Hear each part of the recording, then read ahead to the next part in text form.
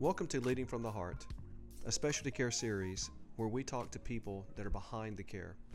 My name is Matt Gray, and I'm president of our cardiac care service line, and I'm traveling across the country talking to our associates and learning from their experience and how they came to specialty care. Today I'm very happy to have Sibel Aras here and learning from how Sibel came to us at specialty care and her experiences leading her to Perfusion. Sibel, thank you very much for joining.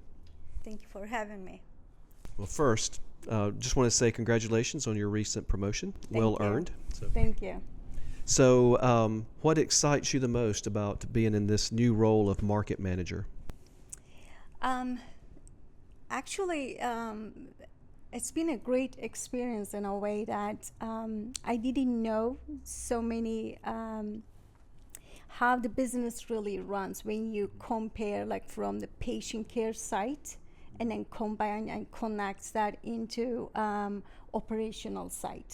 So that gives you a unique experience to understand how you can be successful in the market and transition to team for a successful outcome.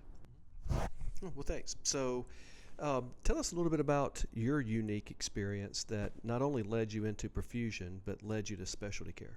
Yeah, throughout the years, I interview with so many people, and then they come across with great stories about how they get into perfusion. Mm-hmm. I wish I had one.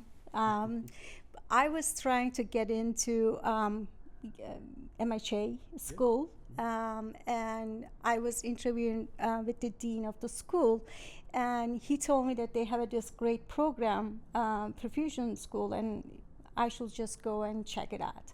And I'm like, yeah, that's good, but I want to do my MHA. And he grabbed the phone, and then he made the appointment for me to meet with the School of Perfusion, director of perfusion. And when I met Dr. Chen, he told me that there's a deadline, so you really need to apply. When you apply, I'm going to send you to perfusion school. I mean, the site to observe the case so you will understand what perfusion is. And a couple days later, I got a letter saying that I'm accepted and I don't need to go see any, observe any cases. And here I am. So that was interesting, but it was one of the smartest decisions I made. I absolutely love this role. Now, see, that was very unique. And sometimes the most unexpected things that happen to us turn out to be the best things that happen to us. So that's I think there are times that universe, doesn't matter how much you want to do something, universes keep pushing you to a different direction, and you come to a point it's like, okay, I'm not going to resist that anymore. Yeah. Well, very interesting. So from that point, you got into perfusion. What led you to specialty care? When like 5 to 6 years into perfusion training and experience, I was exposed to more like administrative roles at the hospital that I used to work. And then I decided to go back to school and get my MHA degree. Mm-hmm. This is how I started anyways. And then I said, so I can bring these to my clinical experience and with education, this administrative role, like maybe I can combine them. 5 years after that, this opportunity came up. I joined SpecialtyCare, started as a chief perfusionist, and then now I'm in this role. Yep, it's great journey. Yes, thank you. So you're in a very unique role in that we have clinical managers and area clinical managers. But Philadelphia is such a dense market. This is a market manager role. So tell us a little bit about what the Philadelphia market, about the market in healthcare, because there's multiple hospitals, some competing with each other. Right. And how do you balance that where they're all our customer, but yet they are competing hospitals?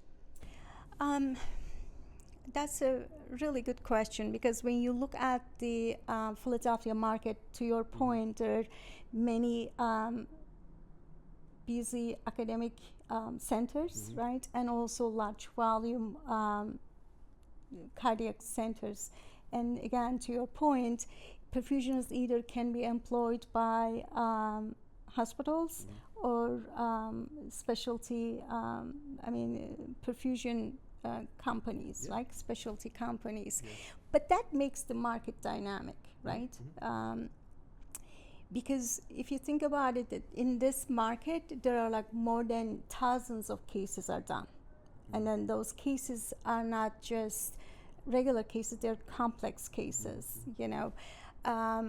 So the programs are trying to cover the cases, daily cases, but then there's always a growth. So they need to come up with ideas how they're going to cover that growth. And also there's a perfusion burnout. So in this market, there's always going to be recruitment, right? I don't know, did I answer your question? No, you did. What you did is there's a constant competition for scarce resources, perfusionists included. But there's another thing that is unique about Philadelphia is that we have strong pipeline of graduates are coming from perfusion school, right? So these students are and new grads having great exposure and mentoring with skill set groups, and SpecialtyCare has high chance of hiring them actually in that market. That's a good point. So if you were talking to a group of soon-to-be new graduates in perfusion, what would you tell them is special about Philadelphia? Philadelphia is I came to Philadelphia like 3 years ago, and myself also discovering the place. I used to rent a place in Piazza in this neighborhood, and I thought I was the oldest neighbor in that area. So you get a sense of like so many small towns next to each other. So if you are young and single, you can have great restaurants and great life. But if you go to next town, you're going to see that you can raise family in a really nice neighborhood. So I think that makes the place unique. But as a professional standpoint, I always recommend the new grads start strong. So choose the places that you always exposed to do like challenging, difficult cases. Set up your foundation strong, because that branding travels and recognized, once you get the training here and work here. Oh, that's good. So if you were talking to a perfusionist that was considering moving up into leadership roles, like you've done, chief and now the market manager role, and you had leadership roles prior to joining SpecialtyCare, what would you tell someone that was considering leadership, and how would you advise them on making that decision? Into just SpecialtyCare or any leadership role? Anyone. To be honest, being a leadership in this field is not something easy. Like if you really want to put your time into there, and if you think that you want to lead these people, because the people that you're going to lead, right, they're going to be highly skilled and working under high pressure people. So there's going to be burnout all the time. Team dynamics going to change all the time. And because of the burnouts, and then say the program is growing, you're going to be short staffed all the time, right? So and on top of that, you need to really think about almost like a 3D levels, how you can combine different parts. So as an administrator or as a business side, you can still be successful. If you really want to do it, I think it's a great experience. I love to doing it.